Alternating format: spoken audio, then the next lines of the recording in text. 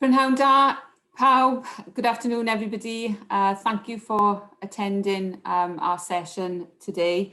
This is a Exchange Wales webinar, which is part of our regular series of events where we disseminate research.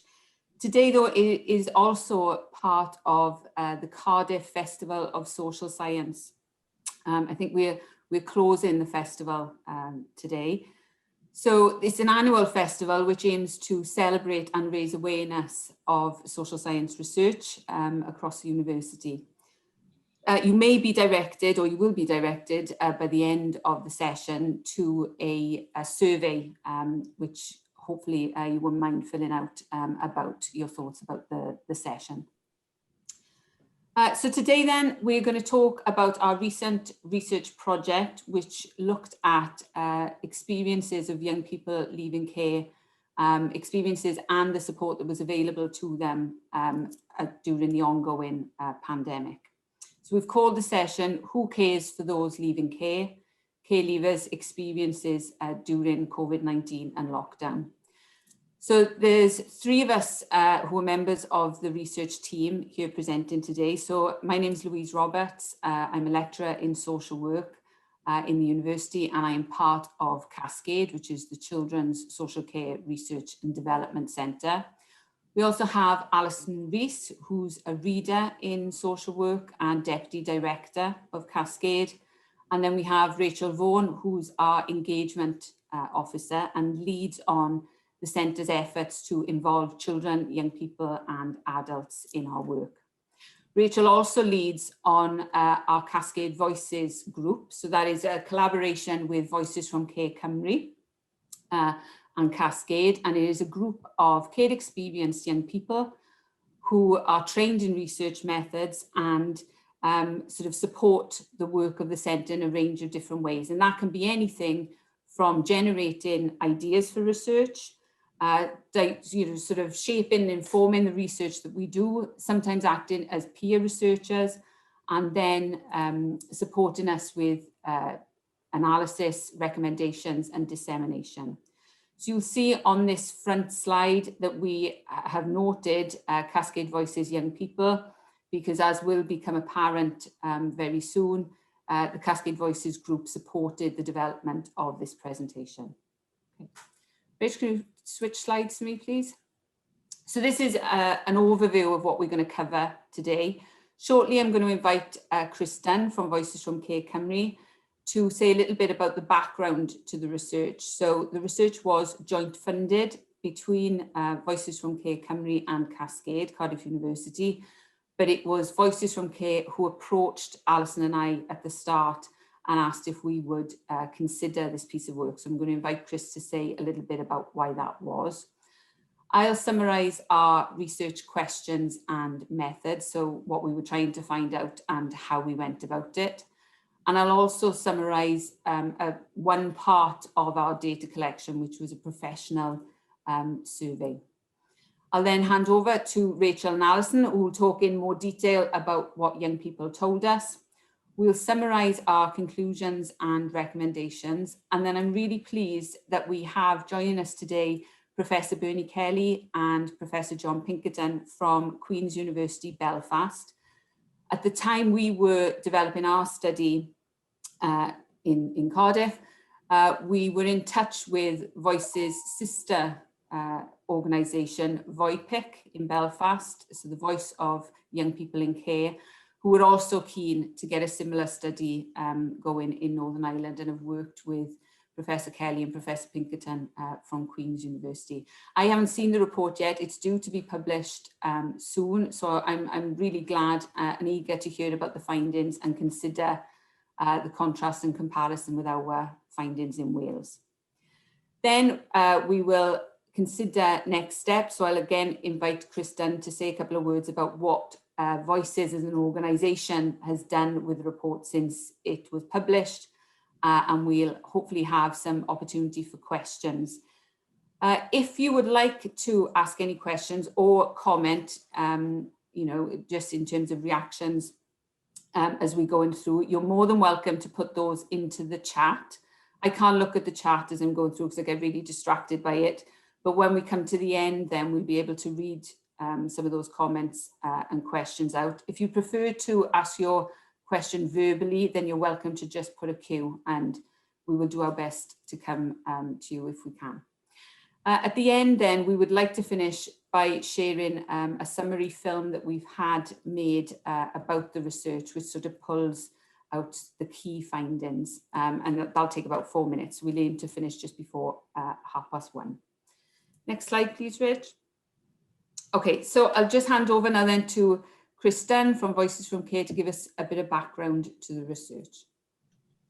Yeah, thanks very much, Louise. And I think, just an introduction to who I am. So I'm Chris Dunn. I'm the Innovation Manager at Voices From Care Cymru. And for those who don't know who Voices are, so we are an independent charity who works specifically with care experienced children and young people, and from across Wales and only in Wales as well.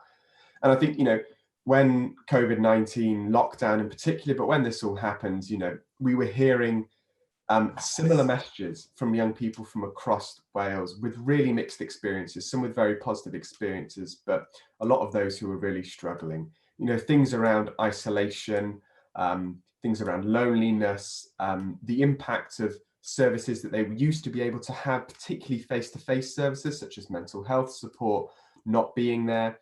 And actually those young people who were sort of really struggling sometimes with financial hardship as well.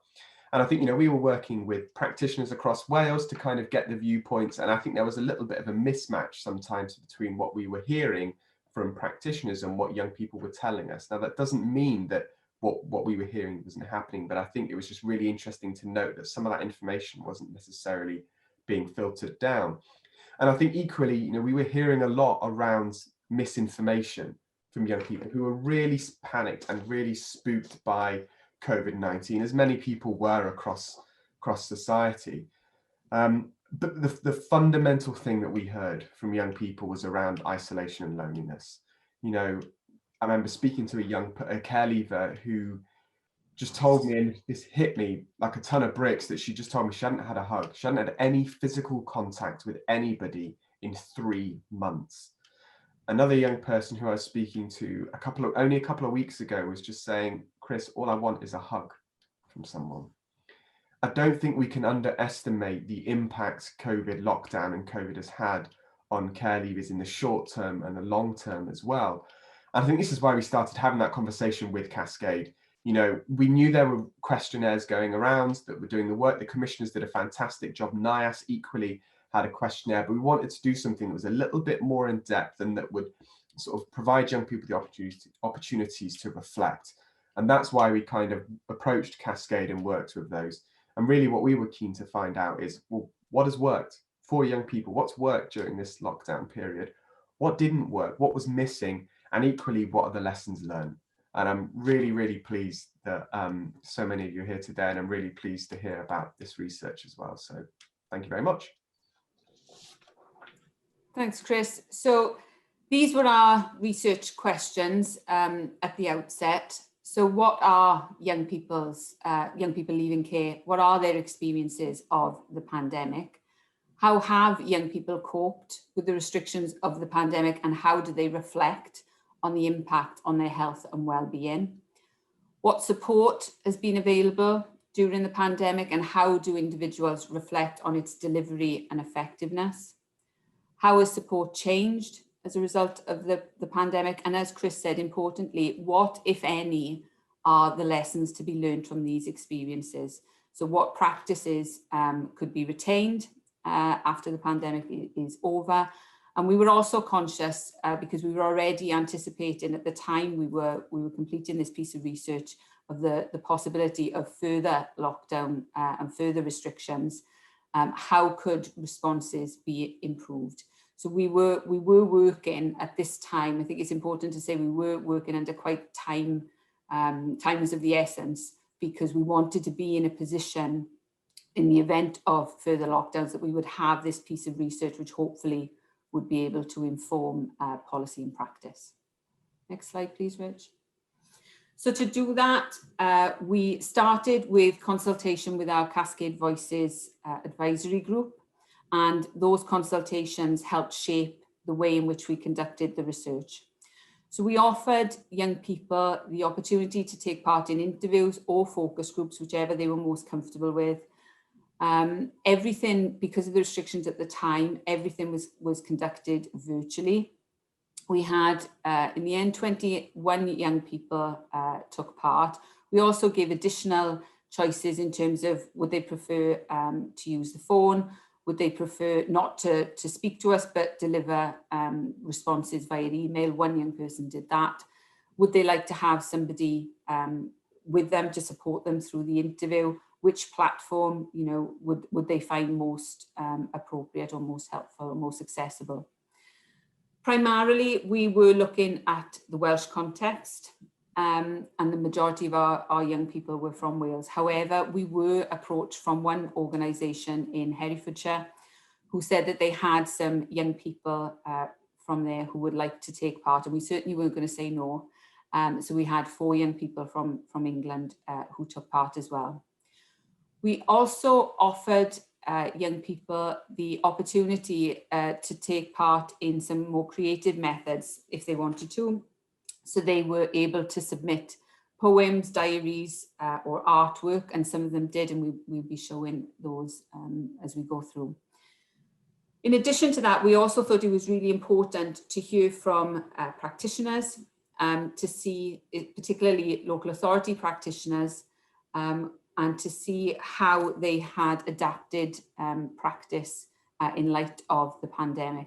Now, as I said, we were experiencing time pressures. We would like to have spoken to professionals in detail in terms of interviews and focus groups.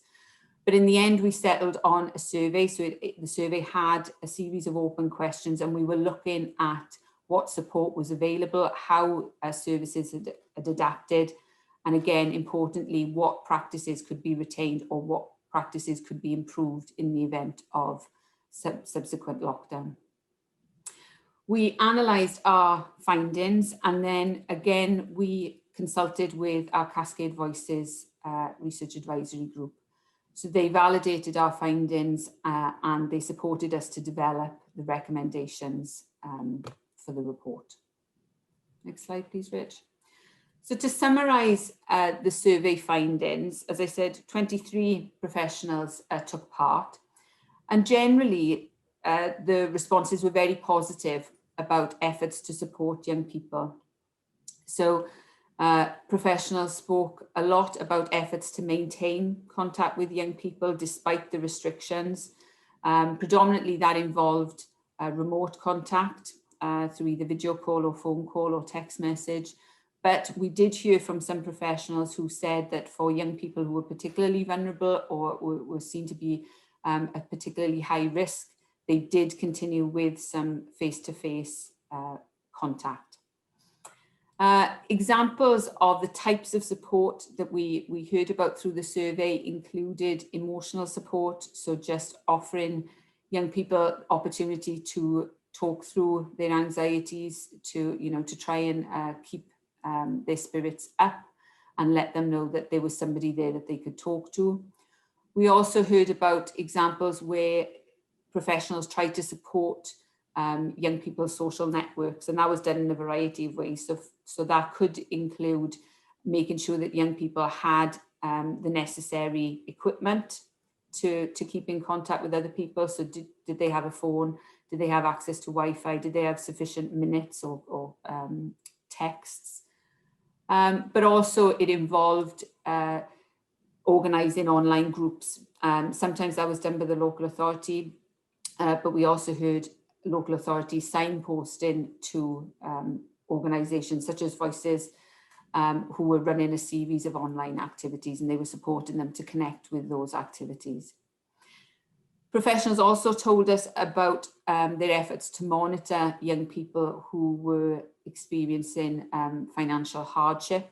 So some mentioned supporting young people with food parcels, toiletries, advocating in terms of landlords or supporting them to have sufficient gas and electric. We also heard about some creative responses which were designed to show young people that they were being cared for, that they were thought about. So they involved sending young people care packages, some of which included things like bath bombs, some sweets for like a movie night, puzzle books or painting by numbers, I heard. In some cases, those packages were one-offs as an attempt to boost morale, but we also heard from one local authority which tried to send these packages on a more regular basis. As I said, professionals were largely positive about efforts to maintain support with young people despite the restrictions. And for some, they noted some advantages of more remote contact, because they talked about, saving time in terms of traveling, being stuck in traffic, having to factor in, getting from one visit to another visit. And so they felt that they had more time to spend with young people, and sometimes that facilitated more meaningful contact with young people. They also reported that generally their efforts to support young people via remote methods were well received by young people. We did have some professionals who expressed concerns about funding. So they talked about a lack of additional money being ring-fenced for care leavers, to support care leavers during this time. They had been directed to access funds from the St. David's Day Fund, but some of these professionals said that that's already a limited fund, and its purpose was always to support young people quite creatively in terms of their transitions to independence. So they were concerned about having sufficient resources to support young people in the present, in the current circumstances, but also they were thinking about the potential for longer term disadvantage in terms of funding availability after the pandemic. Before I hand over to Rachel and Alison, what we felt was that these responses provided a really helpful backdrop from which that we could consider the experiences and the thoughts of young people. Okay. Thanks, Louise. Right, so now we're moving on to our findings from young people. So for this section of the presentation, we worked with Cascade Voices. So Louise has already mentioned the group. And we've got some audio clips embedded in some of this presentation, so bear with us, because we thought it was really important to share the voices of young people during this, beyond just the quotes we've got from the research. So before going into some of the themes that we really drew out from the findings, we really wanted to highlight that actually there were really varying experiences across all the participants. And something we wanted to point out was the resilience the young people had shown, all the different ways that they'd coped, that they shared with us that they'd managed to cope during lockdown. And so there are two quotes on the screen, and one about kind of colouring and scrapbooking for the young person, and actually the second one about how the young person was actually quite surprised that she already suffered with depression, but actually she'd managed all right and she'd been quite stable during this time. And I'd just like to share this quote from Emma, who comes to Cascade Voices. The things that I do is colouring, I walk my dog, and I love shopping. Yeah, buying little treats for yourself. Does that make you feel better? Yeah, it's like the best therapy out there. And I just like chilling in the fields with my dog. Literally, I sit on the grass and I look at the clouds. Now that's like a nice hot day. Did it make a difference having a pet? Yes, because like with a dog, they're proactive. Like they just want to like go out all the time, and it sounds like a hassle for someone if you can't be bothered, but it's just like one of those things. It's like having company then. Oh yeah, he loves food. If you have food, he's your best friend. He just sits next to you. He creeps by the door when you eat it, and he comes closer and closer and closer and tries to take. He took an apple right out of my hand the other day. Literally out of my hand as I was eating it. So those are Emma's thoughts about how she coped during lockdown. So now over to Alison. Yeah, so young people found that they often had increased mental health difficulties because of the isolation and loneliness in particular. Also because they were very worried about relatives and people who were living in other difficult situations. So we've got some quotes here, and I'm just going to read a couple of them. I haven't been leaving my bedroom because I've been really bad in my depression. So I haven't really been leaving my bedroom. I think today is the first day I left, which is quite good. It's a big step for me. And there was a real sense that the things that often sustain young people, well, all of us, in fact, going to the gym, meeting with friends, all of those things weren't available. And so the whole experience really was a massive struggle, as the second quote says. And things got compounded and got a lot worse as time went on. So again, with a quote here, at first I didn't really mind because I could actually finally get some peace and quiet, and then I just got bored. And towards the end, I was literally just in bed all day, couldn't go out. I only go out to do stuff like go to the shops and whatever, shower, that was it. That's what my days consisted of. I was literally asleep most of the days. So really, very worrying about how low people got and actually how little they had to do. And there was a real sense of being cumulative as well. As the last quote says, it's more like fatigue, and it's just going on longer and longer. Clearly, these were said during the first lockdown period, and we've had a second lockdown period. So, the impact will again be growing. Thank you. And here we've got an artwork from one of the young people, which I think is incredibly impressive and thought-provoking. So we have the COVID virus hanging, casting a shadow really on the town. And the young person, when he talked about the artwork, noted that all the streets were empty, there was nothing going on except for medical emergencies. And so really gives a picture of what it felt like and presents something of quite a bleak and desolate wasteland. Thanks. Thanks, Alison. So next we're going to talk about some factors that came out from the research that either provide some protection for the care leavers or really kind of highlighted the risks. So the first one is accommodation. And so Emma is just going to explain this a little bit for us. Yeah, basically, if they're it depends if they're still with their foster care or not, really, doesn't it? And if they're in supported accommodation or supported lodging with their foster carer, because if they have more people around them, it's more healthier. Instead of less people, it means they're going to be more sad or depressed and that. Yeah. And I think it has more to do with age as well, because the older you are, the more depressed you feel anyway, because life isn't the same and you realise that life is really suckish. So those are Emma's comments on it. And I think, just like she was saying, the positive aspect is still being around people. So those still in foster care or in supported housing where they were really happy and there was support there.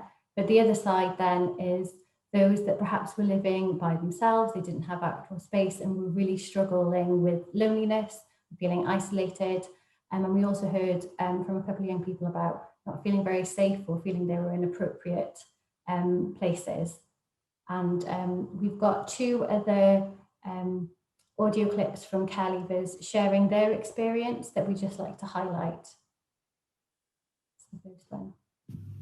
My experience of being in accommodation, I moved just before COVID, and when COVID happened in my emergency accommodation, they stopped me from having visitors. I had to have my temperature checked every day, and they wouldn't allow me out. And obviously, if I did need to go out, then it'd have to be for a good enough reason. And then obviously, there was drugs and alcohol in the premises, and also I wasn't getting any sleep.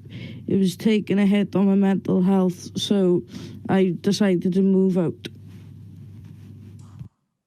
So that's a really lived experience example of what it was like for that care leaver in the situation that she was in.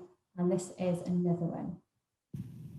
Our experience of accommodation. I went to supported accommodation through COVID, and it wasn't the best of experience because there wasn't as much support there to help me understand the environment and how washing machines worked and things like that. I had to be thrown in at the deep end and like find my own way around and like find my own way of doing my shopping, doing my cooking, keeping in mind I went straight from a foster placement into an accommodation, so my experience in accommodations weren't the best. So that example really highlighting the experience of one young person who'd actually left foster care during COVID and moved into accommodation. The second factor that we wanted to point out was finances. So we heard some really great examples of local authorities and organisations that were really supporting care leavers with food parcels, with provisions, with access to technology and data and Wi-Fi to really help them during this period. But on the other side, we did also hear some examples of care leavers that were really struggling, some of those with children and that additional financial burden, those that didn't have access to cars or anything like that had to go out and get some shopping. And also about some young people that were on insecure work contracts, so either lost work or perhaps when they had to self-isolate, found themselves in financial difficulty then. And then this last quote really just kind of sums up that point really. You can't cope, no one can cope if they haven't got enough money, can they? Electric and food.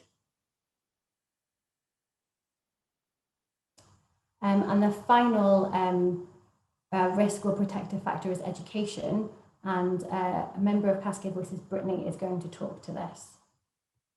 Young people's involvement in education had the potential to be both a risk and a protective factor. For example, involvement in education had the potential to provide a valuable focus for young people. Yet despite this, struggles with mental health had the potential to inhibit engagement and concentration on studies. I'm going to read two quotes from the slide. The first one from a young person talking about their college course. College was running online, but because of how my mental health has been lately, I haven't been able to concentrate on my college work, which meant I fell really far behind. So I have an essay which I am supposed to get in by Friday, which has 3,000 words in it. But because of how bad my mental health is, I can't do it. So I've emailed my college and told them just to fail me on the course. The second quote is about a care leaver finishing university. Yeah, I guess we didn't have anything to close it or like plan our future or get any ideas, meet with anyone. We didn't get any of those opportunities. Obviously, a lot of people would have volunteered over the summer or gone on to get more experience. So it's just a bit of a mess, to be honest. A lot of people with placements and stuff, a lot of them got cancelled. A lot of plans got cancelled as well for apprenticeship. And stuff got cancelled. A lot of them got turned away as well. Anyway, it's a big mess. The loss of opportunities to prepare and plan for the future has the potential to be especially disadvantageous for this group of care leavers.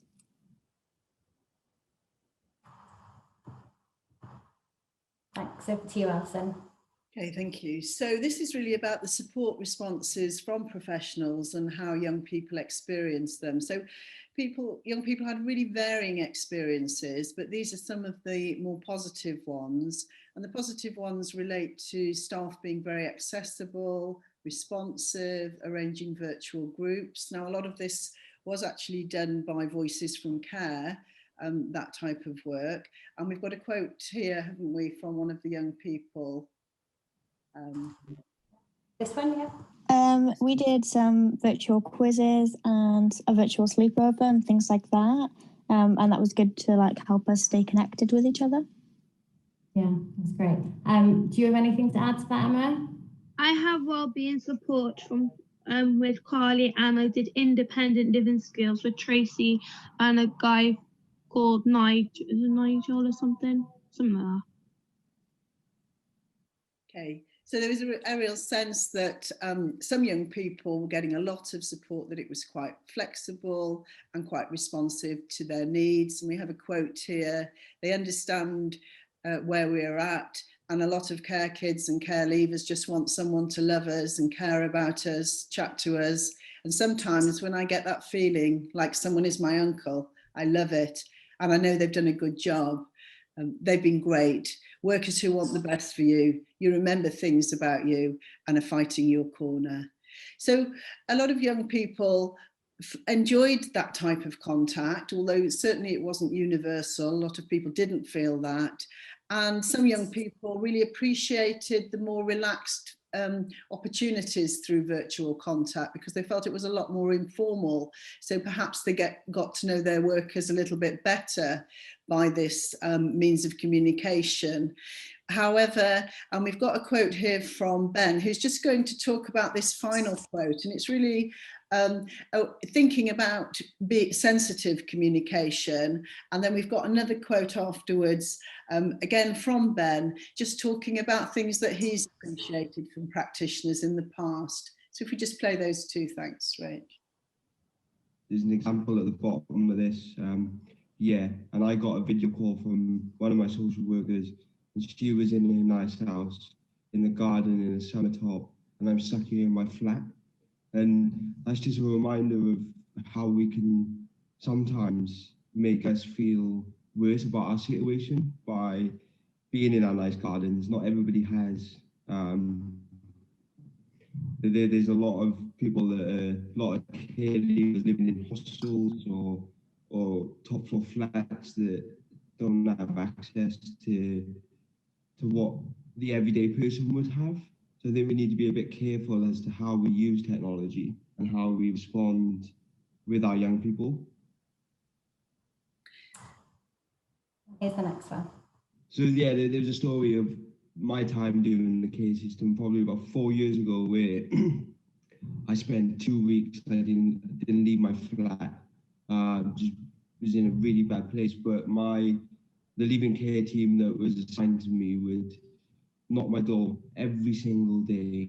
They'd leave I would never answer, but they'd leave a note and a Mars bar.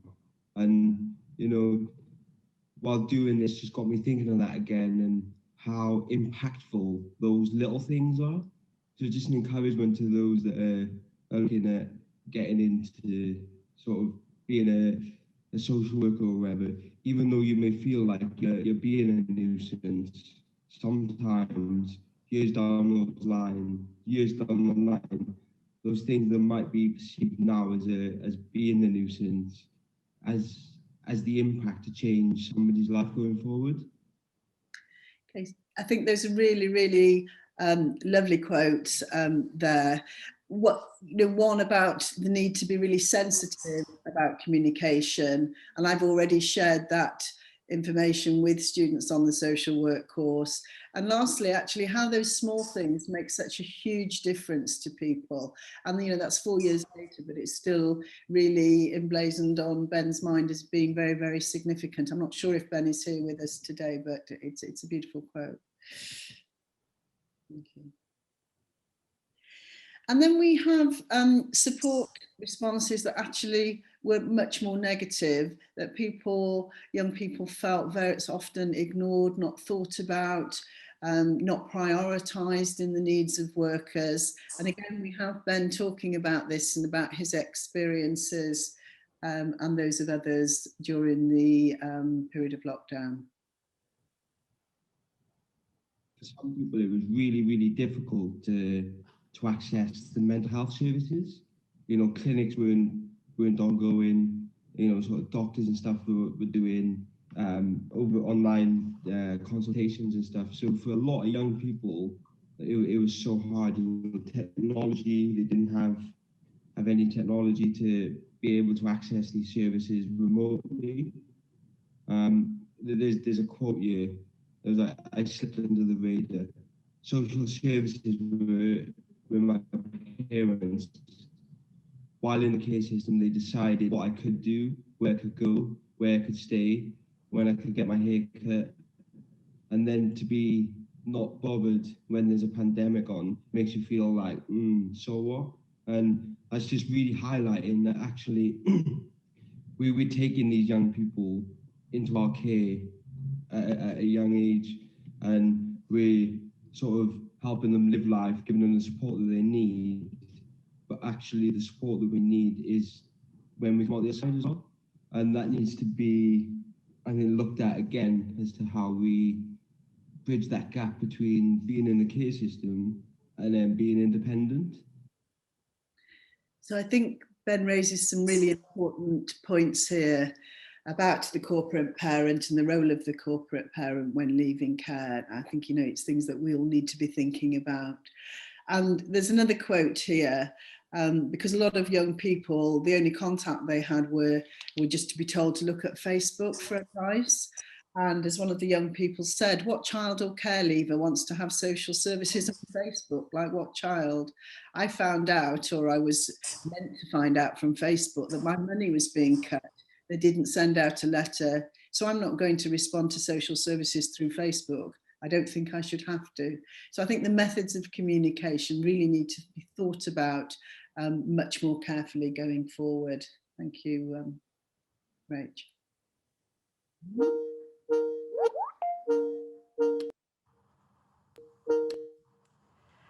So now we've got a poem. So we asked young people they could submit poems, or we've already seen a picture.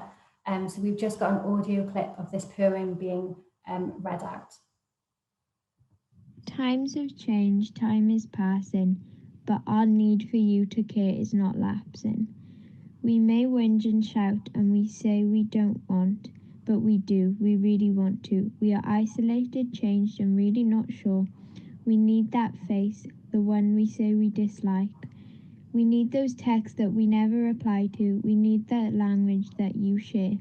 The hey, how are you doing? I'm still here. The real language that cares, the language we need, the language which shows us not everything has changed, the language that comforts us, like a weird aunt would send, which would make us cringe and smile. A smile which means something hasn't changed, the language you use to show us you care.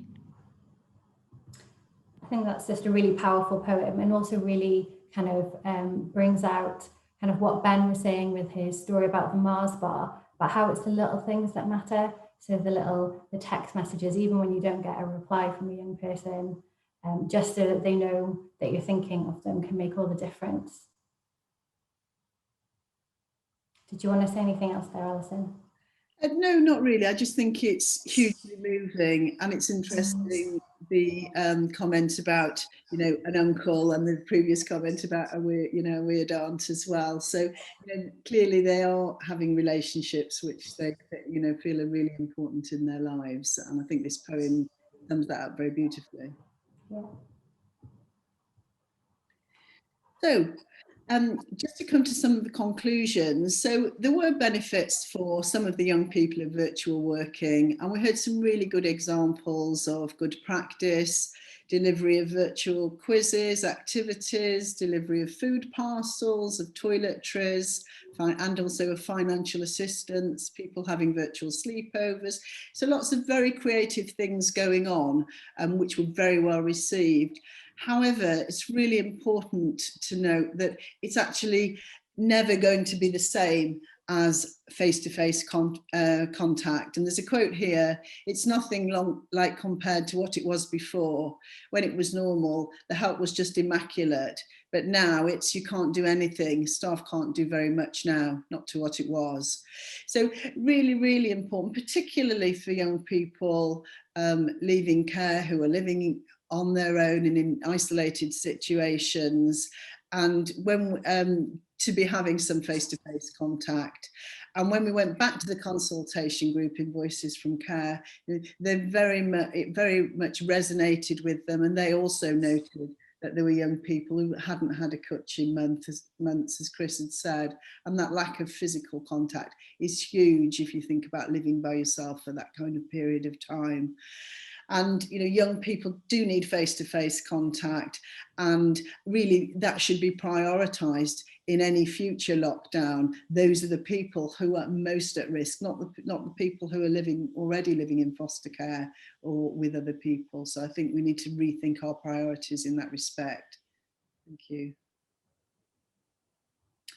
And recommendations, clearly Welsh Government should be making funds available to support young people. There was no additional funding, as Louise has already highlighted, other than trying to draw on the St David's Fund. Directives and expectations need to be much clearer, particularly about information and where people can find information.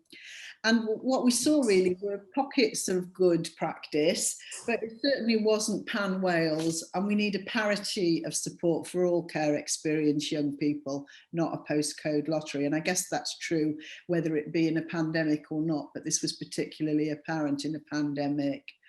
We know about digital poverty, and again, there's a need for the provision of laptops, phones, data and internet access, because some people didn't have those facilities and were really disadvantaged when that was their only means of contact with people.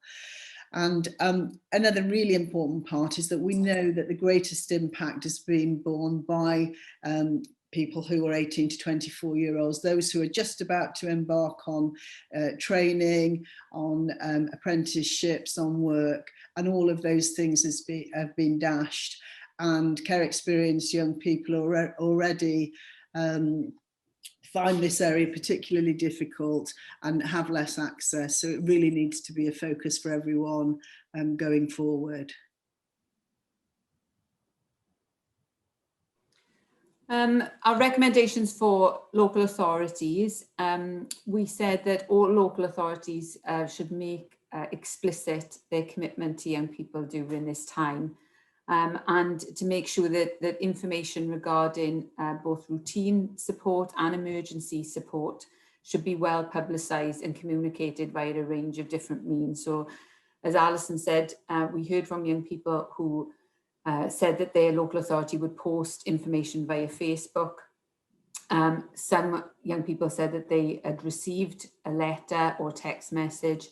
So publicising that through a range of different means is important, because particularly when we spoke to young people who didn't have an allocated worker, they or weren't on Facebook, or had trouble sort of accessing social media, perhaps were in unsettled accommodation, they really felt that they didn't know what support was available, and they'd lost a sort of a key backstop in terms of being able to phone the Leaving Care office between 9 to 5 and to be able to speak to somebody.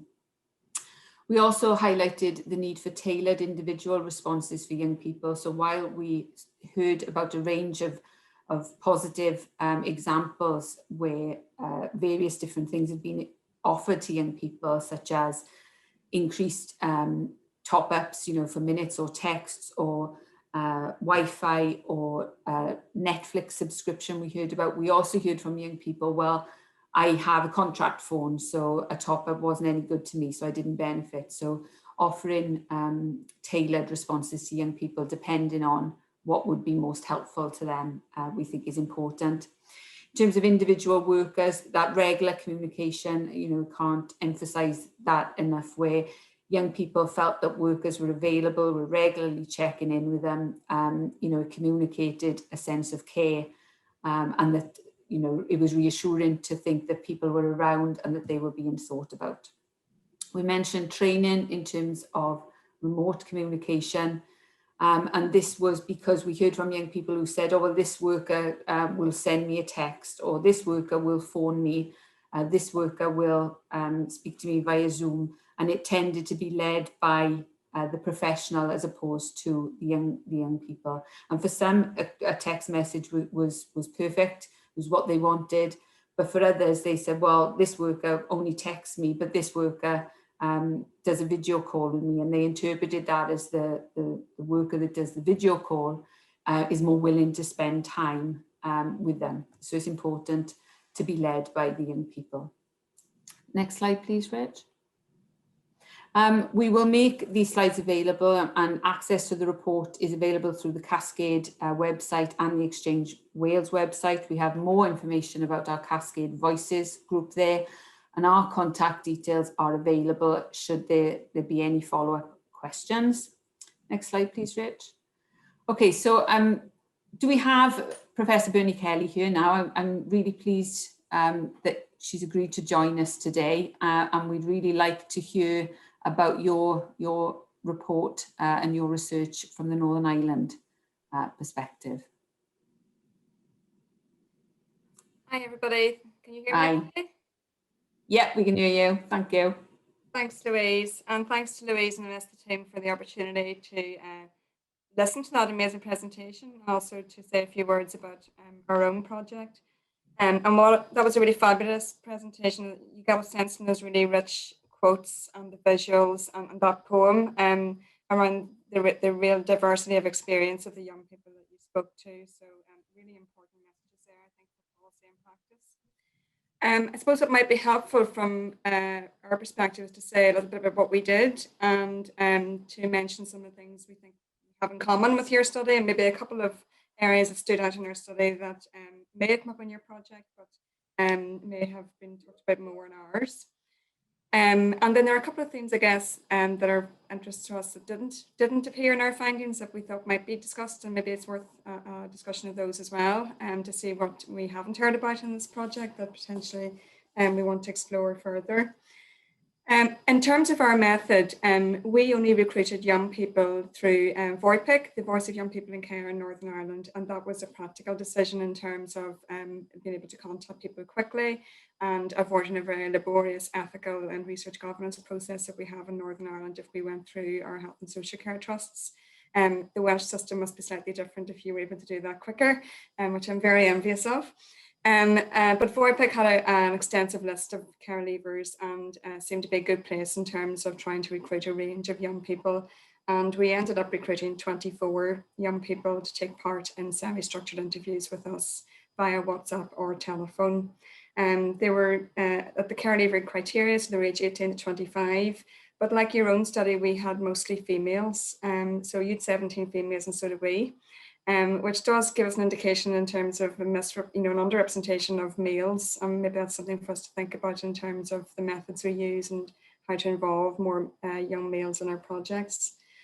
And we did have some discussion with professionals at a roundtable. Whenever we had our initial findings, we presented them to a roundtable of professionals who were team leaders and managers in the field of leaving care in each of the trusts in Northern Ireland.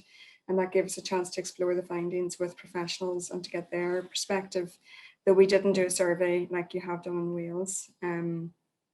So in terms of our findings, I mean, we had some really 5 core themes that I think speak a lot to the themes that you've just presented today.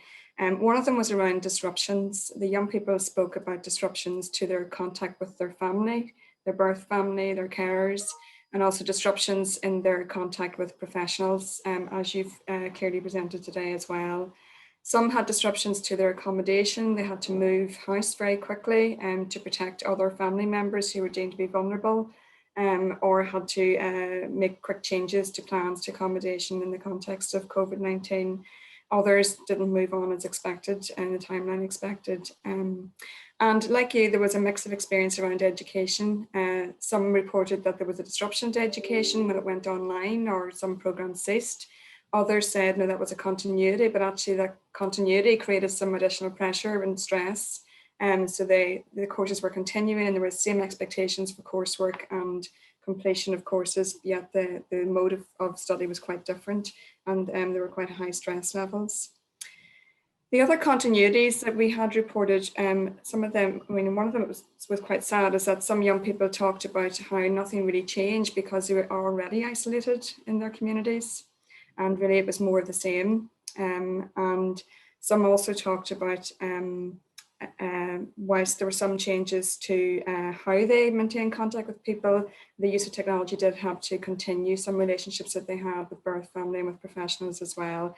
Although like you, we found that was not accessible to all young people. Some young people weren't digitally skilled to engage digitally. Some didn't have access to iPads or computers. And some spoke about the financial cost of actually trying to, one in particular had to make a decision between whether they would have a lengthy meeting with their social worker or have enough credit left to actually phone their mum that day. So making these decisions about who did they want to spend their money on in terms of contact. So disruptions and continuities. Then we had a theme around individual coping. and that was really about how young people responded to the context. So we had a minority of young people who described sort of carrying on regardless, one referring to partying as usual. But the majority of young people reported really adhering to the restrictions and following the restrictions quite strictly, and even continuing that as the lockdown eased. And I suppose I should note that our fieldwork was conducted later than yours. So I think yours was about 9 weeks after the pandemic began, if I'm right. Is that right, Louise? Yeah, you're nodding. And ours was later. So we did our fieldwork in the summer and into September. So our sample were reflecting back in some ways. And in our sample, they'd been through lockdown, restrictions had eased, and they were about to go into another period of restrictions. So young people were really talking about how they had maintained adherence to those, the changes in advice from public health over time.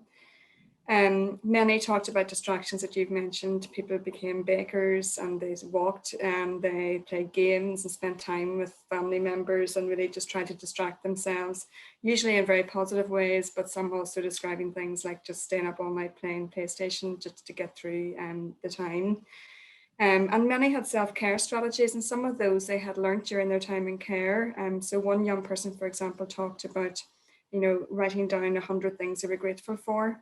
And that's something that they had done previously and that they found helpful, and keeping little boxes of positive thoughts and things that really boosted their morale and their thinking at that time. So the different strategies. However, some of them found their normal strategies weren't accessible, because sometimes their strategies were to go and spend time with people or to visit people in person, and that wasn't possible. Some of them talked about going out or going to a concert or doing things that just weren't possible in the context of the pandemic. So those young people described struggling a bit more with finding ways to promote positive emotional well-being. And that brought me on to the fourth theme we have, which was mental health and well-being. And like your study, that really stood out as a major issue for the majority of young people. It was often linked to social isolation and linked to a lack of support. And young people describe reaching out to services and not having an adequate or prompt enough response to support them. And some of those who had existing mental ill health before the pandemic found that deteriorated quite quickly in the context of the pandemic. And one young people described how a therapeutic program she was on just stopped abruptly. And so young people who have been progressing well suddenly had a cessation of support, and that hadn't started again at the time of our fieldwork. And that brings me on to the fifth theme we have, which is around effective professional responses. And like you, there was a major issue around parity of support. So some young people were describing very good examples of professionals who went the extra mile to stay in touch, to engage, to support. But many others saying that wasn't the case, and that they struggled to find someone to contact. When they did try to make contact, they struggled to get an adequate response to their needs, and really feeling just a lack of consistency. And a couple of young people talked about how that was breaking down the relationships that they had with some professionals. One young person describing that promises to meet up from their social worker have been broken on several occasions, and as a result he felt their relationship had broken down beyond repair, really. The feeling of being let down for him. He had very limited other supports in his life, and his social worker was really his main contact. So it was very disappointing for him. And a very strong theme for us was a preference for face-to-face contact. And I think that has come through in your findings as well. So very few of the young people in our study really enjoyed the Zoom chats and the games and quizzes. Some found them a bit patronising. Some said, yeah, they were okay for a while, but they're not something they wanted to do in the long term. And they really wanted to get back to face-to-face contact again. And that's something they thought there had been a delay in, given the time of our fieldwork. So at the time of our fieldwork, we weren't in lockdown, restrictions had eased, and some professionals should have probably been re-engaging with people in a socially distant way, face-to-face. So young people felt there was a delay in establishing the norm again, or as norm as we can get. So they were kind of our broad themes, and I think our recommendations are very similar to what you are describing from your study. We've been talking about keeping in touch consistently, promoting participation, which surprised me. Some of the professionals said, young people are really enjoying participation online, and more of them are coming to their LAC reviews than ever before, or their pathway plans and meetings than ever before. But the young people were telling us actually they felt excluded from some decisions that were being made. So participation was a strong theme. The need for practical support and the need to target the emotional well-being and mental health support available to care leavers, so it's much more comprehensive and targeted to those in need. But the other themes I think that came through for us that perhaps weren't mentioned so much today, one of them is that the young people emphasised to us that their ordinary lives also continued in some way. So they still turned 18, they still finished school, they still moved on to other transitions in their lives, and these milestones were not being noticed and celebrated as usual. And they needed support at these times, and they needed, you know, these milestones acknowledged, and also they may need support at those times as well. So things like passing exams or failing exams, leaving school, making big decisions about their future. So those who didn't have consistent support from a PA or a social worker found that they had no one to talk to about these big events, and they weren't being supported in the aftermath of them either. And the other thing was, I think, touched on in your study, and perhaps reflects the later time of our fieldwork, was that young people felt that they needed prompter decisions about what could be provided in the context of changing restrictions. So they felt there were some delays in decisions about what social workers and PAs could and couldn't do, and also some delays in communicating that to young people so they were clear about what they could expect. I think that's an important message going forward that speaks to some of the things that you've presented today. And the final point I really that came through from our project was support to strengthen informal systems. So, and that was in addition to formal systems, but some young people talked about needing help to think about how they could maintain relationships with birth families, with peers, and with people they lived with, because some of them struggled with some of the dynamics in their personal relationships, and they needed some support to do that in the context of COVID-19, when that was often online or in a different mode. So there were some of the interesting themes and recommendations that we have. We do hope to be able to share a report really soon. It is finished, it's just off for design, and hopefully will be available in print before the end of the month. So I will share it. I'll send it to you, Louise, and hopefully you can share it to whoever has attended this webinar so they can have a copy as well. I guess the things that we expected to maybe hear a bit more about in our study that we didn't is that no one really talked about alcohol or drug use in our study, which was interesting. And I was noticing in the chat there, somebody asked about exploitation. So some of those kind of common themes that we often see in literature around the lives of care leavers weren't things that young people talked about. And whether that reflects our method and the questions we had and the focus of the study, or whether they, you know, there are issues that we need to further research. It'd be interesting to hear your views on that.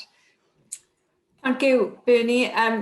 No, nobody spoke about drugs and alcohol in our study. They're quite the opposite, actually. People are focused on ways to keep healthy. You know, so you heard about people going out for walks or for runs, trying to exercise. You know, to sort of boost their fitness during this time. It's really reassuring, but really sad at the same time to hear that there's so much consistency in our findings and your findings.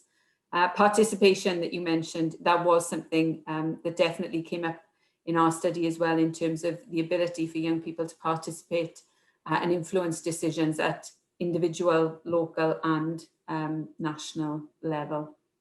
Thank you for that. I am conscious of time. Alison, have you been looking at the chat box? There are lots of questions, but I don't really, I'm not sure we've got justice time. I mean, do you want me to post some? Do you think we've got time to do that, Louise?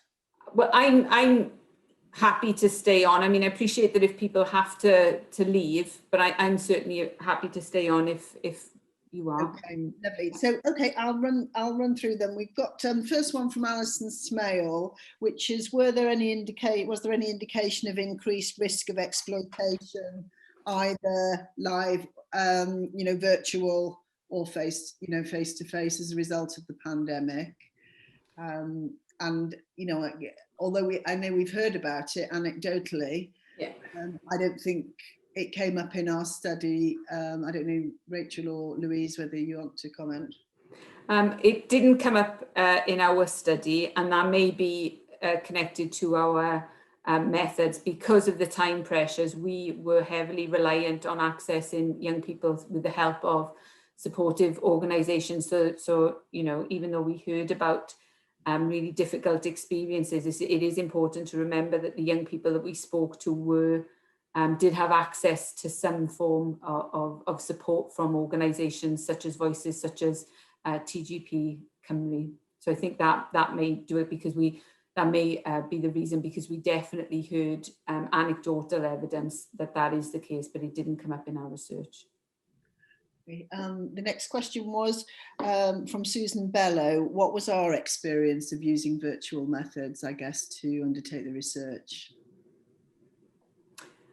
From my point of view, it feels like we've been on a massive learning curve. At the beginning, you know, it felt really strange. But now, you know, and this is the same goes with teaching. It feels, and events like this, you know, it's the new normal. So yeah, it was difficult initially, but I think, you know, we've adapted in the same way that young people have adapted to these forms of communication. Rachel or Alison, do you agree? Yeah, I mean, we used mix, so not everybody wanted, like you were saying, to engage through videos or anything like that. So I did quite a lot of telephone interviews. It was much nicer when I did get to see them, because you can just, it certainly wasn't for everybody, but I think that was quite a long time ago in comparison to where we are in terms of using it. And I think, you know, we are developing online data collection methods, aren't we? Generally about trying to do more creative things going forward. Okay, so the next, well, really is more of a comment from Zoe Morgan, who just said that her experience was that a lot of older young people quite enjoyed the control that it gave them, having virtual contact, although she recognises that for more highly emotionally charged situations it wouldn't be appropriate. And there was another comment or question about whether the liking for virtual contact is now dropping off, whether actually young people are becoming a little bit bored with it and in fact not as interested. I guess at the time of our study, people were probably more engaged than they possibly are now. And I think, Rachel, you were worried about people getting... I certainly found that with Cascade Voices. And I suppose Chris could probably talk to it a bit more about how Voices from Care are managing with it. But initially, everyone was just really excited to do something, and we're just really pleased to try something different. That said, there are a few members of our Cascade Voices group that I haven't seen at all, that I don't think are engaging at all virtually. So there's something there. But yeah, Chris? Yeah, I mean, there's definitely been Zoom fatigue. And, you know, right at the start of when lockdown came, we were running, you know, 3 sessions a day, ranging from activities, advice, but sometimes just sitting there and talking nonsense with young people, and in a group over Zoom or Facebook, because that's what people wanted. But now it's very much back to the more targeted sort of work. You know, the young people mentioned it about the virtual sleepover and things like that, and actually we'll be doing some similar style of working on the run up to Christmas as well. I think it's, yeah, the reliance on using digital formats has decreased, but I think you've really got to have a real reasons to why you're actually using this method. And I think if it comes across, and we, you know, we'll hold our hands up to this sometimes as well, it's when if it comes across that we're not sure if it's a bit half-assed, it will absolutely come across like that. And I think that's all of the questions, Louise, so we've been able to respond to those. Great, so should we, to finish, should we, oh sorry, Chris, do you want to say anything about what the next steps in terms of what Voices aims to do with the report? Yeah, I'll be really quick with this and just saying, you know, we've been briefing the Deputy Minister throughout sort of lockdown, and we briefed her on this report, as well as with Welsh Government as well, and equally passing it through the Leaving Care Forum, so sort of local authorities are learning from this. But equally, you know, we're really interested to learn from, and it's really useful having Bernie here, but learn from the other nations, and as we have good relationships with VOIPIC, Who Cares Scotland, EPIC in Republic of Ireland, and Become in England, to see, are we hearing the same messages? The answer has been undoubtedly yes. But we want to take this learning across the UK, not just as It's not just in Wales. And equally, it's a lot of it is around building our own. This is fantastic for us as a gauge of how we work internally. We've been using one of our team's expertise in developing digital communication methods and information, because we were knowing that was a real struggle with young people, and that came up in this research as well. Ramping up our one-to-one support again, but understanding that virtual is right for some, but it's not all right for others. And I think we know that COVID isn't going anywhere, and I think it's we all need to adapt how we approach our work with young people. But actually, what to me this has highlighted the importance of relationships, is when young people have strong relationships with a person, be that PA, social worker, voices, friend, family, whoever. When they've got that strong relationship, they have undoubtedly had a much less difficult time than usual. And it's just being compassionate and being human. And I think those are messages that we'll be pushing out over the coming months, from this research, but equally from our wider work as well. Great, thank you, Chris. So shall we play the film, Rachel, to finish? Thank you again to Bernie Kelly for agreeing to come and speak to us and be part of this today. I'm really, really grateful. So we will share the report from Queen's, and we will, if people do have to rush off, this short film is available via Cascade website and Exchange Wales website as well. Thank you very much, everybody.